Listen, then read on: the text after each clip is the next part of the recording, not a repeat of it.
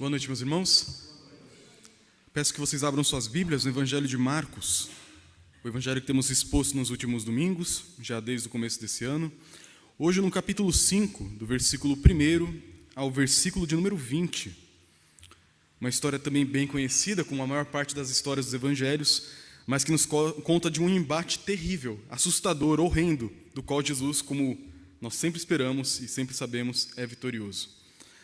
Marcos capítulo 5, seus primeiros 20 versículos, nos dizem o seguinte: Entremente chegaram à outra margem do mar, a terra dos Gerazenos. Ao desembarcar, logo veio dos sepulcros ao seu encontro um homem possesso de espírito imundo, o qual vivia nos sepulcros, e nem mesmo com cadeias alguém podia prendê-lo, porque tendo sido muitas vezes preso com grilhões e cadeias, as cadeias foram quebradas por ele, e os grilhões despedaçados, e ninguém podia subjugá-lo. Andava sempre, de noite e de dia, gritando por entre os sepulcros e pelos montes, ferindo-se com pedras. Quando de longe viu Jesus, correu e o adorou, exclamando em alta voz: Que tenho eu contigo, Jesus, Filho do Deus Altíssimo? Conjuro-te por Deus que não me atormentes. Porque Jesus lhe dissera: Espírito imundo, sai deste homem. E perguntou-lhe: Qual é teu nome? Respondeu ele: Legião é meu nome, porque somos muitos. E rogou-lhe encarecidamente que os não mandasse para fora do país. Ora, pastava ali pelo monte uma grande manada de porcos, e os espíritos imundos rogaram a Jesus, dizendo: Manda-nos para os porcos, para que entremos neles. Jesus o permitiu. Então, saindo os espíritos imundos, entraram nos porcos, e a manada, que era cerca de 2.000, precipitou-se despenhadeiro abaixo, para dentro do mar, onde se afogaram. Os porqueiros fugiram e anunciaram a cidade pelos campos.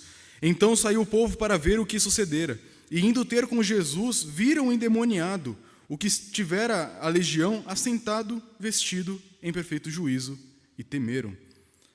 Os que haviam presenciado os fatos contaram-lhe o que acontecera ao endemoniado e acerca dos porcos, e entraram a rogar-lhe que se retirasse da terra deles. Ao entrar Jesus no barco, suplicava-lhe o que fora endemoniado que o deixasse estar com ele. Jesus, porém, não lhe o permitiu, mas ordenou-lhe: Vai para a tua casa, para os teus, anuncia-lhes tudo o que o Senhor te fez e como teve compaixão de ti. Então ele foi e começou a proclamar em Decápolis tudo o que Jesus lhe fizera, e todos se admiravam. Até aqui a leitura da palavra. Vamos orar mais uma vez. Pai bondoso, nós te agradecemos, porque a tua palavra é poderosa. A tua palavra revela claramente quem é Jesus Cristo, o nosso Senhor, o Rei dos Reis, aquele que tem autoridade máxima, completa sobre céus e terra. E nós te agradecemos porque histórias como essa, registradas na tua palavra, fortalecem nosso coração, nos encorajam e nos dão esperança, Pai. Nos abençoa nessa noite para que a tua palavra encontre morada em nossos corações, que ela floresça, frutifique e traga em nossas vidas a transformação que o mundo vai ver, que é a obra do Senhor em nossas vidas. É o que pedimos em nome de Jesus. Amém. Meus irmãos, obviamente você percebeu que o texto está falando sobre um endemoniado, com a batalha com Satanás e a batalha espiritual. Mas uma coisa que às vezes a gente tem uma dificuldade, e eu admito que é uma dificuldade minha às vezes, é lermos textos como esses e nós darmos a ele o devido peso. A olharmos para histórias terríveis como essa e percebermos o quão séria a história é. Às vezes a gente lê histórias da Bíblia com um certo tipo de ceticismo crente. Deixa eu explicar o que eu quero dizer com isso. Você lê, você acredita que aquilo é verdade, você não tem dúvidas de que aquilo de fato aconteceu em algum momento, mas é difícil você dar o peso devido. É como você ler uma história de um conto de fadas, as Crônicas de Nárnia, o Senhor dos Anéis ou o que for. Você pode até imaginar a cena, mas às vezes aquilo não tem o peso necessário. Essa história aqui é horrível. Essa história aqui, para alguém que viveu próximo daquele contexto, assustaria e muito. Porque essa história nos mostra justamente um evento que aconteceu depois da tempestade. Semana passada, vimos nos versículos 35 a 41 do capítulo 4, o momento que Jesus dormia no barco, uma grande tempestade veio, os discípulos estavam desesperados pensando que iriam morrer, e então eles começam a acordar o mestre. Mestre, você não se importa com a gente? Vai deixar que morramos? Então Jesus acorda, acalma a tempestade, o mar e repreende seus discípulos. Agora você esperaria o quê? Tranquilidade. A tempestade passou. Só que parece que a tempestade piora. Agora a tempestade vem em forma de um homem que tem uma tempestade dentro de si, um homem cheio de fúria, maldade e violência. O versículo 1 nos mostra que assim que Jesus chegou à outra margem com seus discípulos, à outra margem do Mar da Galileia, ele chega na terra dos Gerazenos, que, se você for curioso e olhar no Evangelho de Mateus, lá fala que é Gadara. E aí, a Bíblia está errada? Claro que não. É porque aquela é uma região, como diz o próprio final do versículo, Decápolis, era uma região com várias cidades. Então, às vezes, um fala por um nome de uma cidade que era maior, outro por um vilarejo que era mais importante, mas é a mesma região, não muda em nada. Então, quando chegam na região dos Gerazenos, os Gadarenos, chegam naquele lugar e, ao desembarcar do barco, logo veio dos sepulcros ao seu encontro um homem possesso de espírito imundo. Espírito imundo aqui é o nome que nós damos para os demônios. Mas por que imundo? Justamente porque eles são fruto de uma mistura que não deveria ter acontecido. Eles são frutos de uma união que nunca deveria ter existido. Eles não são simplesmente, como a gente costuma dizer, anjos caídos. A gente não tem um versículo na Bíblia que ensine que demônios são anjos caídos explicitamente. Isso vira uma crença envernizada no cristianismo. Mas os demônios, ao que tudo indica, pela própria história do judaísmo, como entendia essa questão, e vários outros documentos da época, os demônios eram frutos daquela mistura de filhos dos filhos de Deus com as filhas dos homens, lá em Gênesis 6. Quando aqueles seres bizarros, os nefilins, morreram no dilúvio, as suas almas desencarnadas passaram a assombrar a humanidade e não ir para o lugar devido, que é a condenação eterna. Eu sei que é um assunto estranho e que você não ouve isso com frequência, mas te garanto que não é uma heresia. Essa história da origem dos demônios é a mais provável para explicar por que são chamados de espíritos imundos. Porque a imundície na Bíblia, em todo o Antigo Testamento, não é algo sujo que precisa ser lavado, mas é algo que foi misturado que nunca deveria ter sido misturado. Quando, por exemplo, Deus falava sobre a roupa dos judeus no Pentateuco, ela deve ser feita da mistura de um único tecido, e não de 2 tecidos. Quando você for comer carne, não misture com leite. Quando você for semear em um campo, não misture sementes, porque a mistura de vida com morte, de nascimento com perecimento, com saúde com doença, torna aquilo imundo.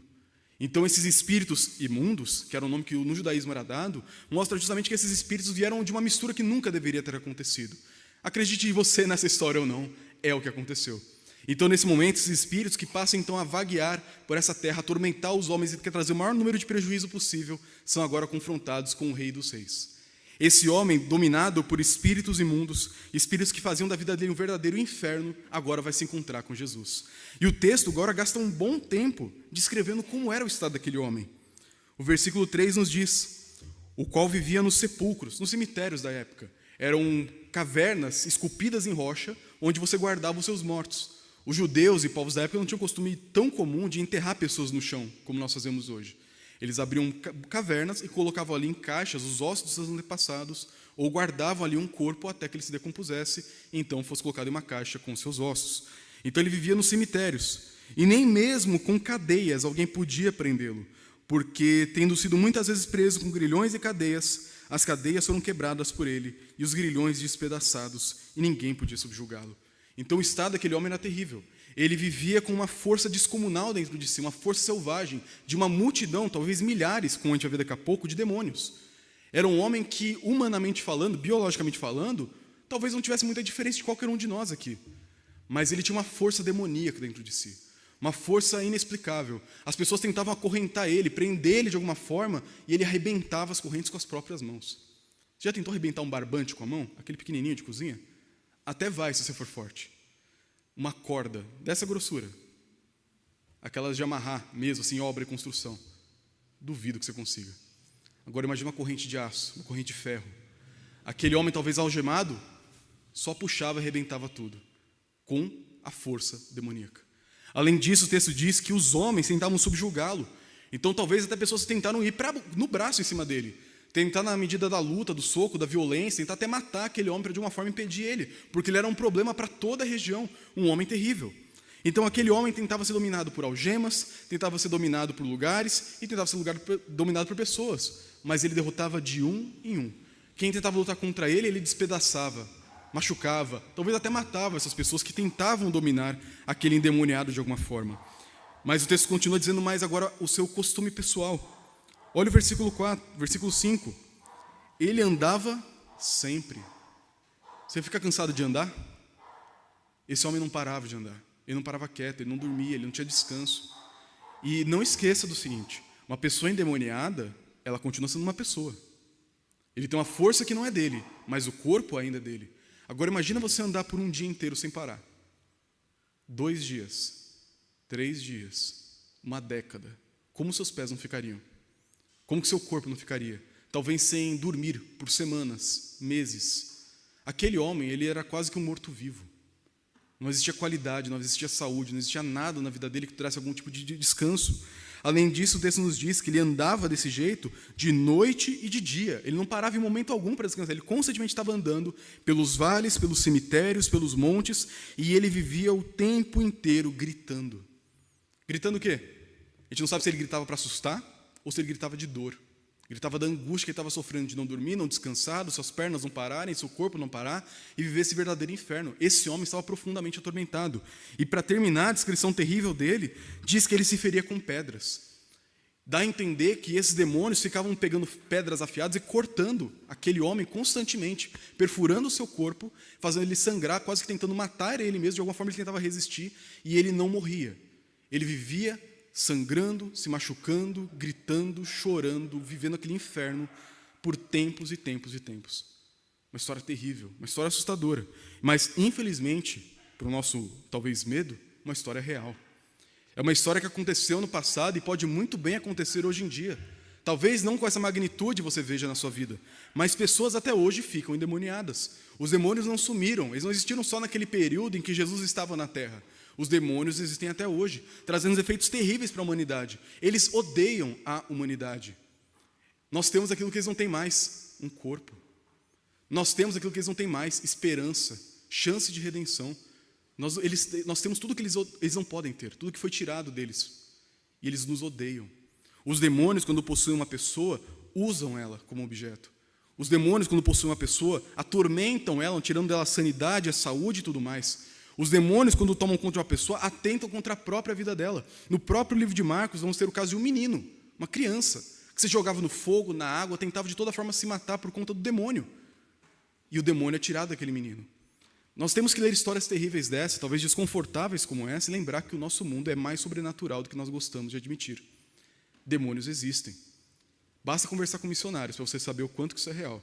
Talvez aqui no nosso ambiente controlado, em São Paulo, civilizado, você não veja tanto isso. Talvez não porque você não seja gente você, é porque você não percebeu. Mas em muitos campos missionários isso é relatado com muita frequência. Demônios existem e fazem muito mal. Tem pessoas que estão enfermas, tomam remédios, fazem tratamentos e nada resolve. E não quer dizer que quando isso acontece é porque é um demônio, mas pode ser também um demônio. Tem pessoas nos evangelhos que são cegas por causa de demônios, surdas por causa de demônios, mudas por causa de demônio, andam curvadas por causa de demônios. Tem todo tipo de sofrimento nessa vida, insônia, dores, pesadelos por causa de demônios. Os demônios são terríveis, eles nos odeiam. Só que a boa notícia desse texto é que nós temos um rei que é mais poderoso do que as trevas. Quando Jesus chega naquela cidade, naquele povoado que é totalmente gentílico, uma terra onde os judeus não tinham parte, onde não haviam sinagogas, não havia ensino da lei do Senhor, não existia nada de puro. Se você reparar, tem tudo que um judeu detestava lá. Gentios, demônios, porcos, estava tudo errado. Era tudo impuro naquela região. Mas Jesus vai intencionalmente até lá. Só isso aqui já nos mostra algo muito importante sobre Cristo. Jesus vai até o problema. Ele não foge do problema. Ele não é aquele santo das últimas causas que você só corre quando tudo foi feito. E agora ele é a sua última alternativa. Jesus ele vai de encontro à zona de conflito. Ele vai onde nós estamos, perdidos e dominados pelo mal, e ali ele vence as trevas. Jesus não é o herói que só é chamado em último caso. Ele vem como herói para salvar o seu povo na hora que ele está pronto para vir. Jesus chegou então naquele momento, e quando ele chega lá, o versículo 6 nos diz, quando de longe viu Jesus, correu e se prostrou. Adorou uma tradução, mas não é a mais apropriada aqui. A palavra literalmente é proskinel, que significa se prostrar, se dobrar diante da pessoa. Aquele demônio, que era o mais poderoso de todos da região, que fazia a vida daquele homem inferno e todos daquele lugar também, ele chega diante de Cristo de maneira quase que incontrolável, corre até aquele homem, imagina os discípulos vendo isso, aquele tipo de homem vindo como um animal, correndo, ensanguentado, gritando, chega perto de Cristo, se prostra, se joga no chão de maneira selvagem, e aí ele começa a gritar. E ele grita em alta voz, versículo 7, possivelmente tentando assustar Jesus e os discípulos. Que tenho eu contigo, Jesus, Filho do Deus Altíssimo? Conjuro-te por Deus que não me atormentes. E ele só falou isso porque Jesus tinha mandado o espírito imundo sair daquele homem. Então na hora que Jesus fala, sai desse homem, o demônio responde, que nós temos com você? Jesus, Filho do Deus Altíssimo. E para nós hoje pode parecer que isso aqui é um diálogo normal do que nós estamos acostumados a ler nos evangelhos. Só que para o judaísmo daquela época, para os cristãos daquela época, tinha muito mais coisa acontecendo aqui. Isso aqui é literalmente uma batalha espiritual. Porque os judeus tinham uma crença dentro dos exorcismos que faziam, que ao saber o nome da entidade contra quem você está lidando, você de alguma forma teria poder sobre ela. Sabendo o nome daquele demônio, daquele espírito, daquela força, você teria como dominá-la. O que o diabo faz aqui? Tenta usar a mesma técnica contra Jesus. Ele chega diante de Cristo, Jesus não falou nem o nome. Ele falou, sai desse homem. Mas o demônio chega e grita, Jesus, Filho do Deus Altíssimo. Até agora no Evangelho de Marcos, esse demônio, essa multidão de demônios, foi quem melhor entendeu quem é Jesus. Melhor do que os discípulos que se perguntavam, quem é esse que até o vento e o mar acalma? Eles tinham uma noção, ele parece ser Deus. Mas o demônio chega e fala, você é Jesus, você é Filho do Deus Altíssimo, Deus de toda essa terra.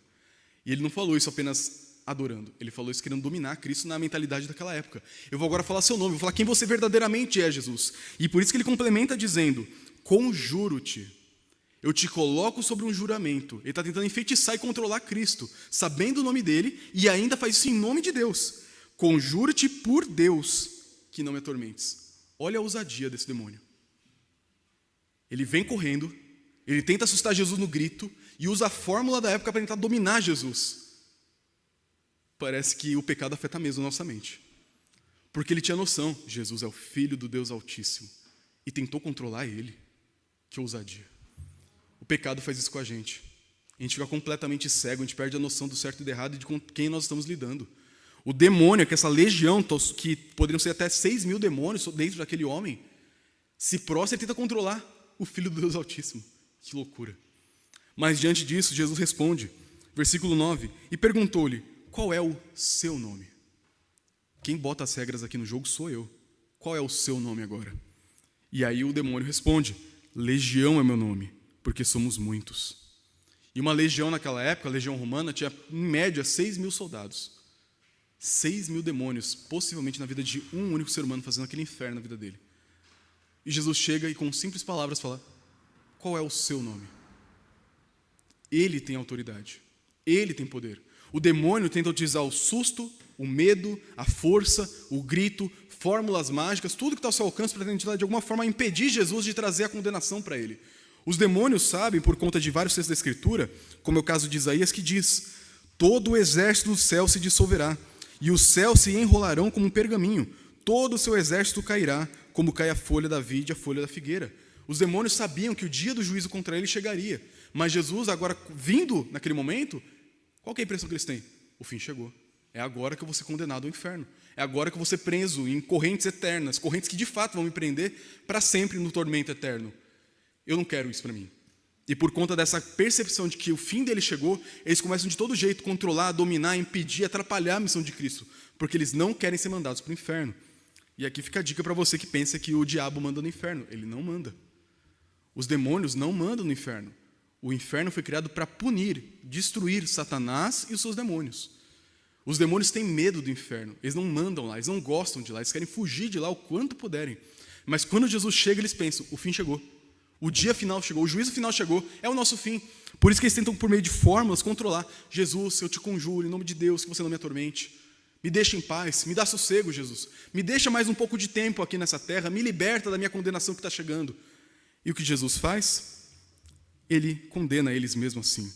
O versículo 10 continua dizendo, e rogou-lhe encarecidamente que os não mandasse para fora do país. E aí passava pelo monte uma grande manada de porcos. E os espíritos imundos rogaram a Jesus, dizendo, manda-nos para os porcos, para que entremos neles. Estranho, né? É o tipo de texto que a gente acha estranho e o texto não explica por quê. Mas os porcos, eles eram animais impuros. E onde um espírito impuro vai sentir a vontade? Na impureza. Então eles falam, Jesus, não manda a gente para fora do país. Possivelmente porque aquela era a área de atuação deles, não queriam fugir daquela região, não queriam perder o seu emprego e domínio, o seu principado e potestade naquela região. Então eles falam, não manda a gente embora, manda a gente para o porco. E Jesus faz o quê? Ah, é? Tá bom, vai lá, vai para o porco. Saem dele, entram nos porcos, e como o texto nos diz, os porcos, que eram cerca de 2.000, precipitaram-se despenhadeiro abaixo, para dentro do mar, onde se afogaram. Eles tiveram o seu fim. A gente não sabe exatamente o que aconteceu com os demônios, se com a morte dos porcos eles foram condenados diretamente ao inferno, se com a morte dos porcos eles ficaram agora vagueando, perdidos por aí longe daquela região. A gente não tem como saber exatamente o que aconteceu. O ponto é, com a morte dos porcos, os demônios foram vencidos. Não atormentaram mais aquele homem, não fizeram mais seu poder oprimir aquela região. Eles foram lançados para fora por meio da morte dos porcos. E essa primeira cena do nosso texto aqui, até o versículo 13, nos mostra justamente o poder de Cristo. Eu não sei se você tem medo dos demônios, se você tem medo do inferno, medo de Satanás. Talvez você olhando para a sua escritura, sentado agora confortável num banco de madeira, ouvindo a palavra do Senhor, você pensa assim, não, claro que eu não tenho medo disso. Eu tenho Jesus do meu lado. Tá, aí quando você está andando em casa no escuro e você parece que viu alguma coisa, o que acontece? Você fica com medo.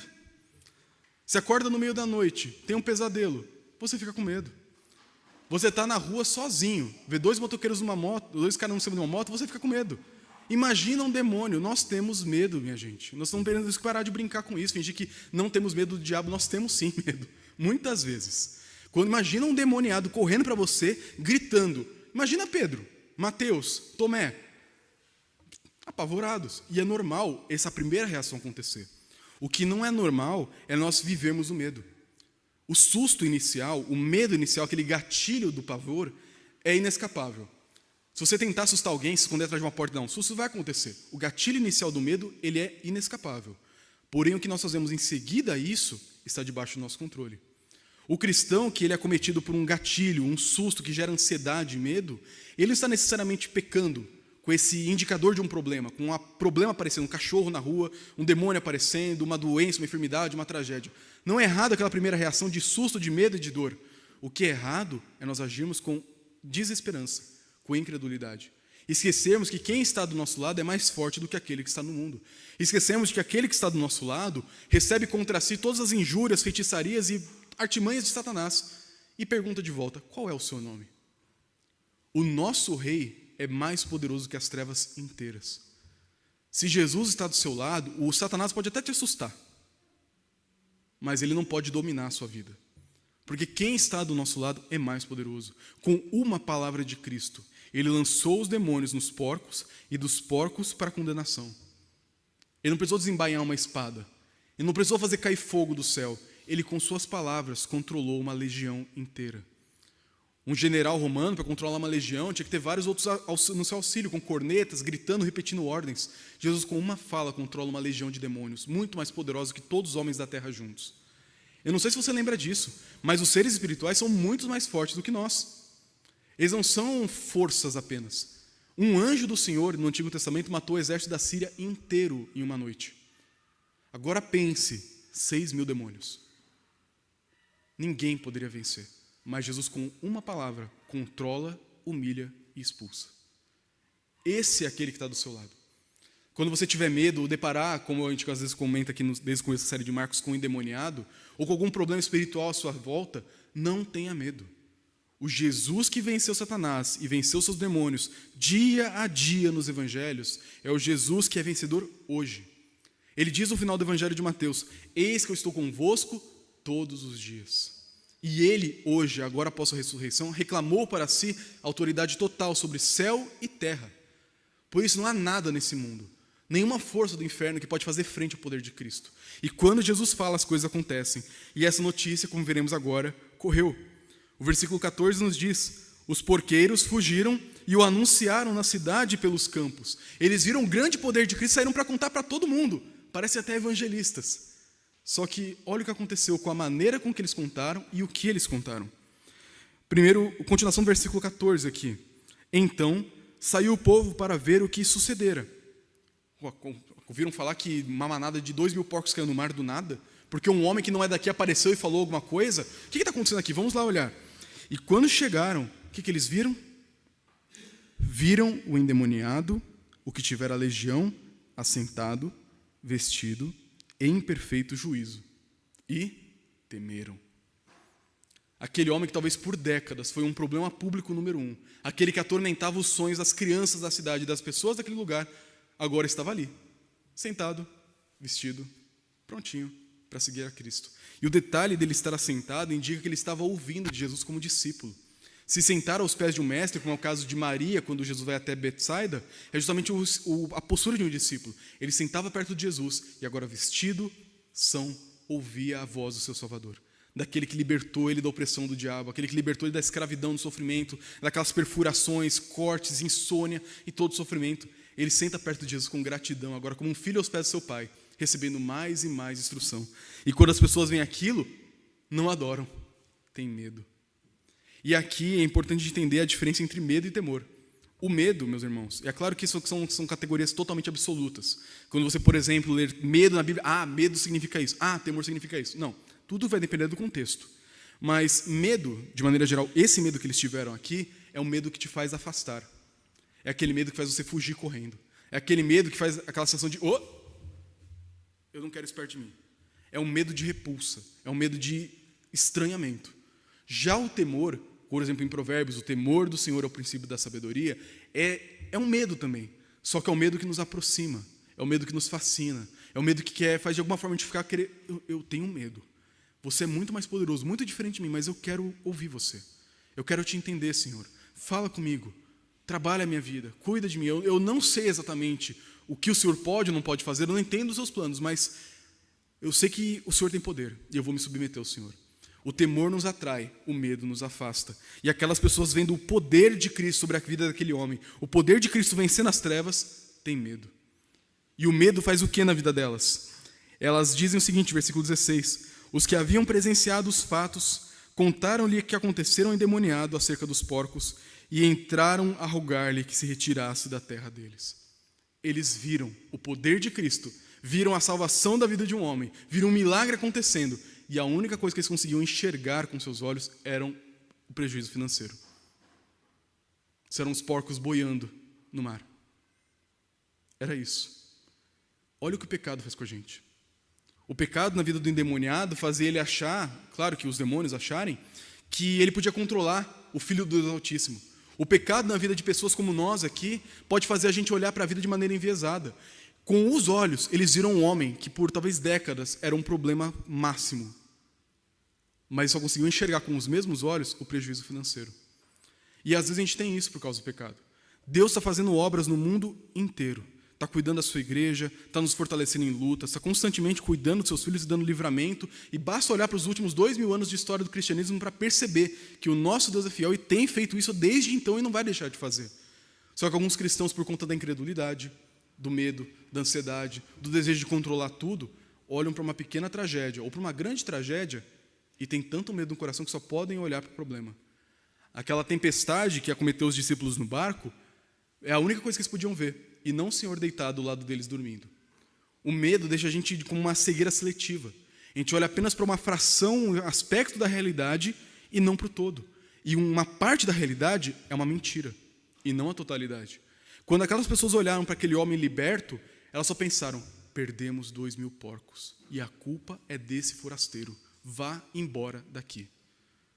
Você destruiu o nosso negócio. Vai gerar uma crise financeira na cidade. Ok, o homem foi liberto, tudo bem, ok, problema dele. Mas a gente tem um problema muito maior do que esse homem aí, que ele ficasse endemoniado e nós tivéssemos os porcos. Para ver onde o coração daquelas pessoas estavam. No dinheiro, no lucro, no poder financeiro. E às vezes esse é um dos principais gatilhos. Paul Tripp, um grande conselheiro bíblico, ele tem uma obra na qual ele fala sexo e dinheiro. Poder, sexo e dinheiro. Que são os 3 principais pedras de tropeço na vida da humanidade desde que o mundo é mundo. Todo mundo quer ser um pouco mais poderoso, ter um pouco mais de influência, ter um pouco mais de bem, se garantir para qualquer adversidade, e todo mundo quer conquistar o outro e ter tudo aquilo que deseja na área sexual. É isso que todo mundo quer. Basta olhar para a vida de Salomão, foi o que fez ele cair. Olha para a vida de Davi, foi o que fez ele cair. Basta olhar para qualquer personagem na Bíblia. Em algum sentido, uma dessas 3 categorias vai se encaixar ali no pecado que foi cometido. E esses homens estavam seduzidos pelo dinheiro. Eles não olhavam, por exemplo, trazendo para os dias de hoje, uma demanda na igreja. Por exemplo, imagine que nós tivemos aqui uma crise climática e a nossa igreja teve uma parede derrubada. Temos um problema aqui financeiro para resolver agora. E a pessoa fica só pensando no problema. Ao invés de a gente se preocupar em trazer recursos e cuidar de um problema que aparece, uma pessoa em necessidade que tem que ser auxiliada com auxílio financeiro, a gente fica pensando no dinheiro que a gente vai perder. A gente olha mais para o recurso financeiro que vai ser perdido do que o bem que pode ser trazido. E é claro que algumas igrejas podem usar essa mensagem para deturpar e extorquir pessoas, não é a minha intenção. Mas é que nós não podemos de maneira alguma deixar o nosso dinheiro, a nossa contribuição, a nossa avareza, o nosso senso de proteção, o fundo de o que for que você possa imaginar, acima da vida de pessoas. A obra do Senhor é mais importante do que tudo isso. A vida humana é mais importante do que tudo isso. O dinheiro vai, o dinheiro vem. Nós sabemos que o nosso sustento não está nas nossas mãos, mas no Senhor. Mas quando você acha que você, com suas mãos, sabedoria e inteligência, consegue administrar seu dinheiro de maneira que ele nunca vai te deixar em apuros, saiba que uma hora você vai ficar. O dinheiro não pode nos dominar, irmãos. O dinheiro fez com que aqueles homens expulsassem Jesus da região. Pense nas consequências eternas disso. Centenas, talvez milhares de pessoas não ouviriam da salvação em Cristo. Centenas, talvez de milhares de pessoas não teriam suas enfermidades curadas, seus problemas sanados pelo Senhor Salvador, e muito menos tendo encontrado a salvação, por causa da avareza. Nós temos que pensar, será que em alguma medida, a meu amor ao dinheiro, Paulo fala que não é o problema ter dinheiro, o problema é ter amor ao dinheiro. Será que o meu amor ao dinheiro tem impedido a obra do Senhor? De maneira bem prática. Quem me conhece sabe que eu não tenho nenhuma vergonha de falar de nenhum assunto, às vezes isso é até um problema. Mas com relação a dinheiro, meus irmãos, se você é membro de uma igreja, você professou a sua fé, no caso de uma igreja presbiteriana, você fez um juramento. Parte do seu juramento é honrar a sua igreja local com seus dízimos e ofertas. Quando um membro de uma igreja presbiteriana se comprometeu com isso e não contribui com dízimos e ofertas, ele está quebrando um voto, isso é pecado contra o Senhor, é mentira, quebra o terceiro mandamento, está desonrando o nome do Senhor que você carrega naquele ato solene, e você está prejudicando pessoas, porque você se comprometeu com isso. Ah, não, mas a igreja está indo bem, a gente tem até um fundinho lá e tal, tem um terreno lá que a gente aluga, acho que não vai precisar da minha ajuda. Quem sabe disso é o Senhor. Graças a Deus, a nossa igreja não está passando problemas financeiros. Graças a Deus, eu não estou falando isso aqui porque, meus irmãos, olha, se ninguém ajudar, a gente vai fechar as portas. Graças a Deus por isso, que apesar da infidelidade, ainda assim Deus sustenta o seu trabalho. Mas, às vezes, a gente pensa assim, poxa, mas o que um dízimo de R$10 vai fazer diferença para a minha igreja? Só posso ajudar com 10. É o que você tem?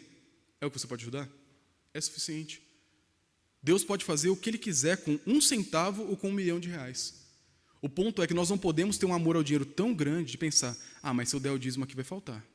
Não, se eu me comprometer com tal obra, dando não dinheiro, mas o meu trabalho, o meu esforço, e a minha casa? É claro que a gente não deve ser tolo em pensar e fazer coisas sem bom senso, mas existe um momento em que a linha entre o bom senso e a avareza, nesse sentido, é muito tênue. As coisas começam a se misturar. Nós não podemos ser apegados ao dinheiro.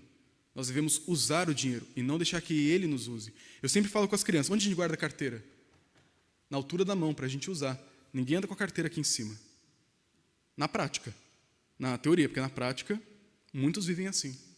Basta aparecer uma conta nova, um boleto novo, uma multa, que a vida perde o chão.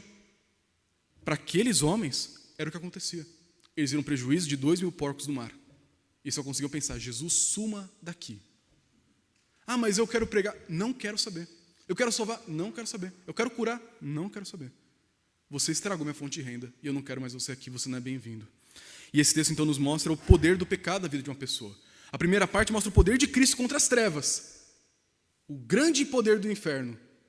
Mas agora, o dinheiro, uma coisa tão pequenininha, estava cegando aquelas pessoas, uma multidão de pessoas, mais do que um homem possesso do que 6.000 demônios.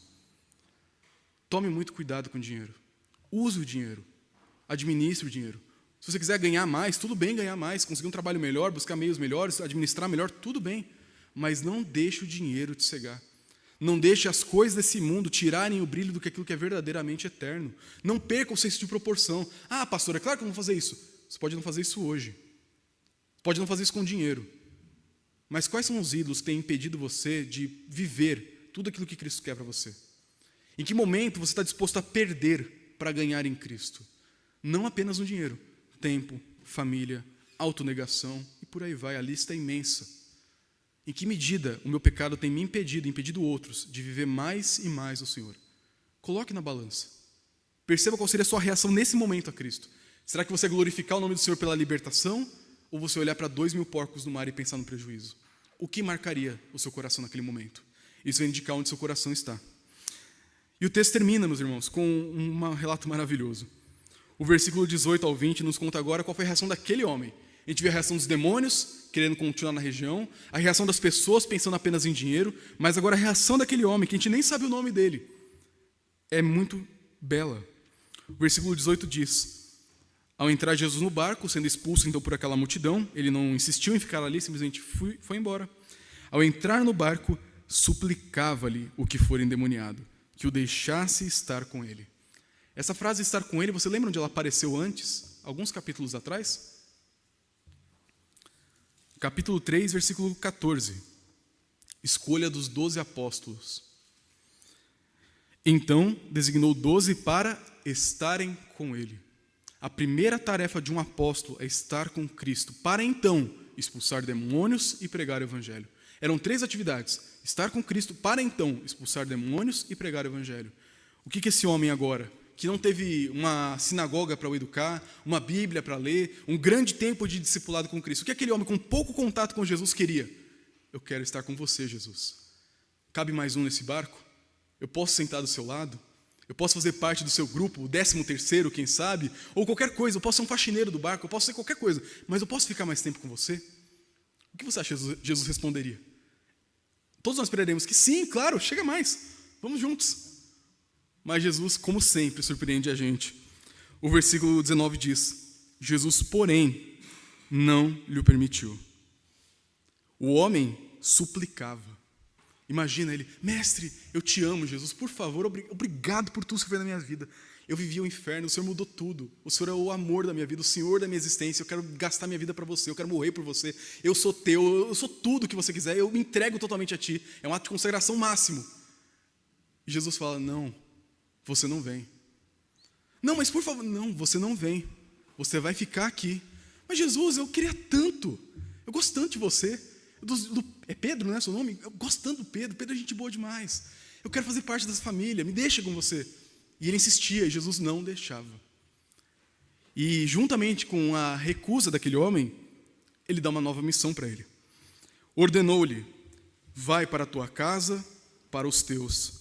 Anuncia-lhes tudo o que o Senhor te fez e como teve compaixão de ti. Então o que ele fez? Ficou insistindo de novo? Não. Seguiu para a sua missão. Então ele foi e começou a proclamar em Decápolis, nas 10 cidades de origem grega daquela região, cidades onde não tinham judeus. Ele foi o primeiro missionário transcultural. O apóstolo aos gentios foi Paulo, como a gente conhece, mas esse aqui, de certa forma, foi o primeiro. Ele foi o primeiro apóstolo aos gentios, o primeiro enviado a pregar para as 10 cidades gregas que os judeus desprezavam. E aquele homem foi para lá. E ele começou a contar tudo o que Jesus lhe fizera. E todos se admiravam, não com medo, mas com admiração. A gente vai ver mais para frente, em alguns momentos, Jesus até chega em Decápolis e alcança as pessoas que foram semeadas um dia. Mas esse homem, que queria tanto perto de Jesus, viver com ele, aprender dele, ser discipulado por ele, recebeu um não e uma missão. E esse texto nos mostra algo muito bonito sobre Cristo. Mostra a maneira como o pouco, entre muitas aspas, que ele fez na vida daquele homem, foi suficiente para marcar a vida dele para sempre. Aquele homem não fez um seminário teológico, não fez um curso preparatório para missões transculturais, não aprendeu novos idiomas, ele não arranjou mantenedores, ele não teve nenhum recurso que os missionários precisam para a sua missão. Ele não teve nenhuma preparação especial, teológica, profunda, não teve que ler os grandes livros da teologia reformada, nem existiam na época.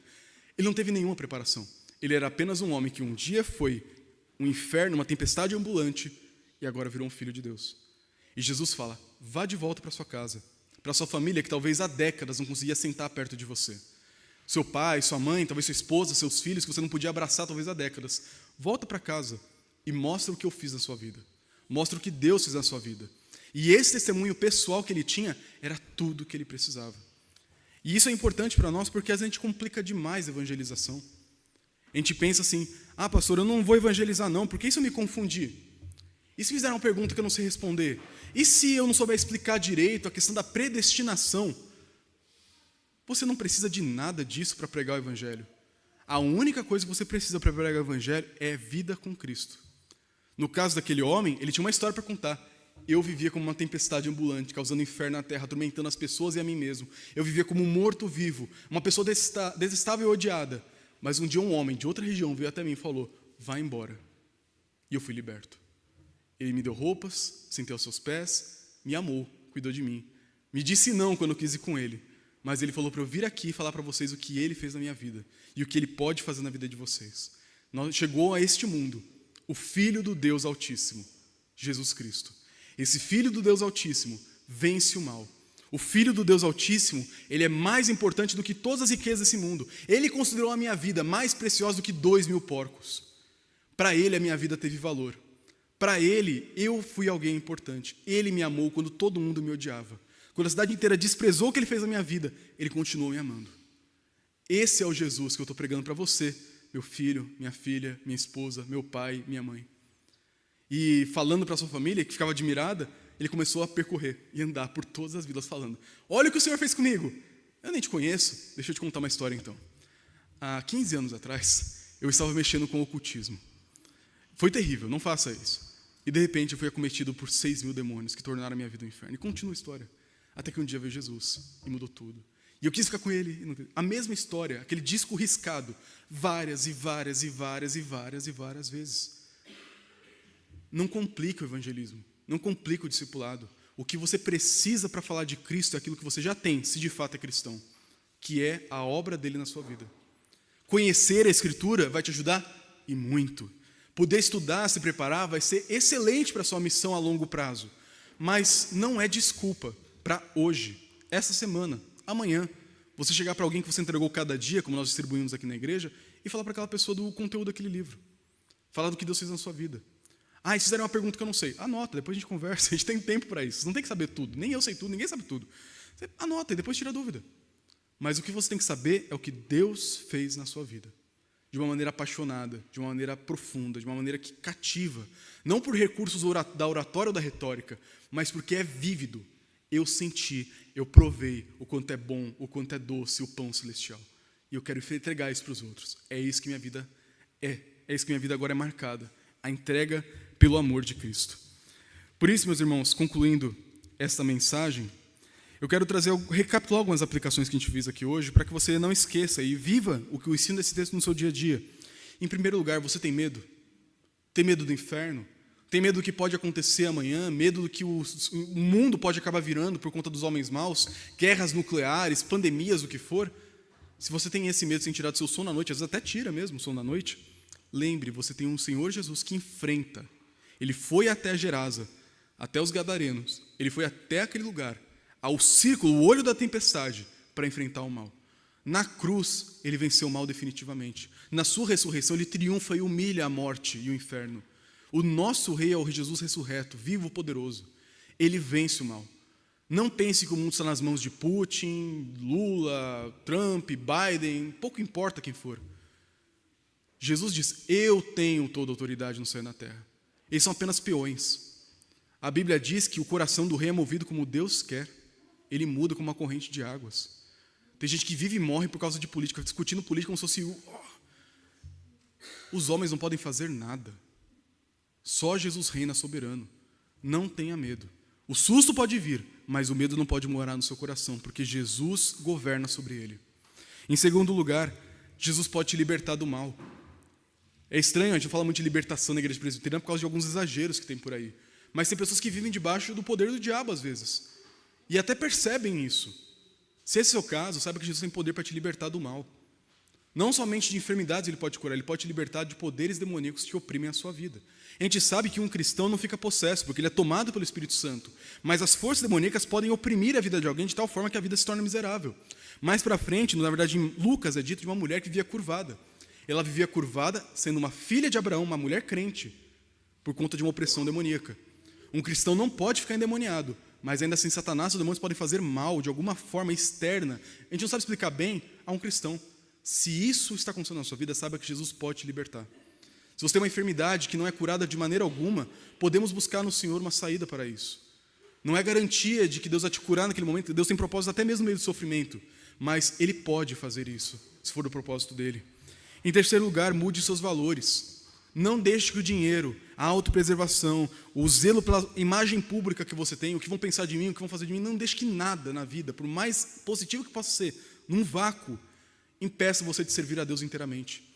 Impeça você de se dedicar totalmente à obra do Senhor. Ah, mas aí vai tomar muito do meu tempo. Para Jesus, tomou a vida inteira dele. Não, mas aí vai comprometer aquele churrasquinho lá no final de semana, aquele refrigerante, aquela coca, aquele hambúrguer. Se eu ajudar com isso aqui, eu preciso também ter um conforto. Quem disse que Deus não pode te ajudar com isso? Eu contei para um pessoal no grupo familiar que, por vezes em missão, na época do IBEL, eu não tinha nada para comer na geladeira.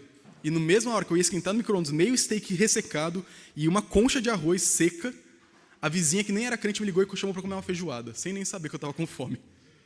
Deus pode fazer muita coisa quando a gente se entrega totalmente a Ele. A gente não experimenta porque a gente não depende, né? A gente quer só contar com o razoável que os nossos olhos podem ver. Mas Deus pode fazer muita coisa sobrenatural.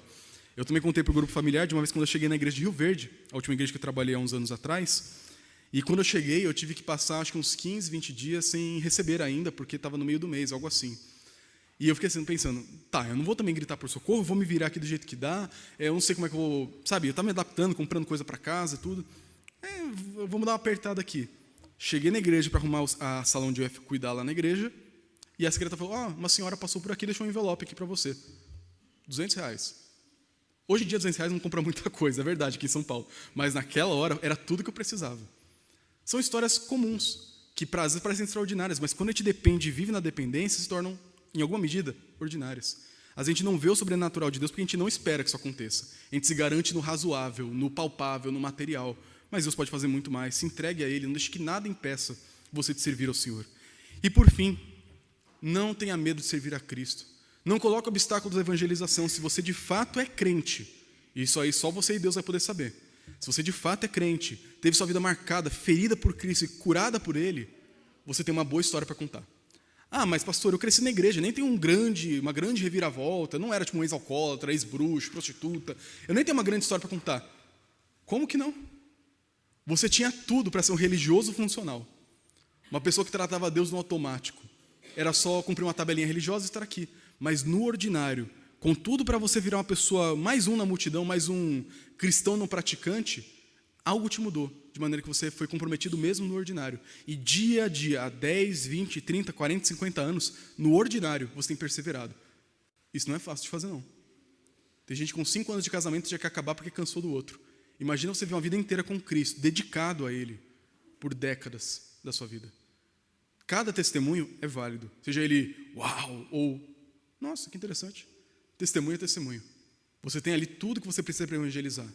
Se você puder estudar a palavra, contar de outras coisas que Cristo fez, ótimo, busque isso. Mas o essencial você já tem. Não deixe que nada te impeça de servir ao nosso Deus.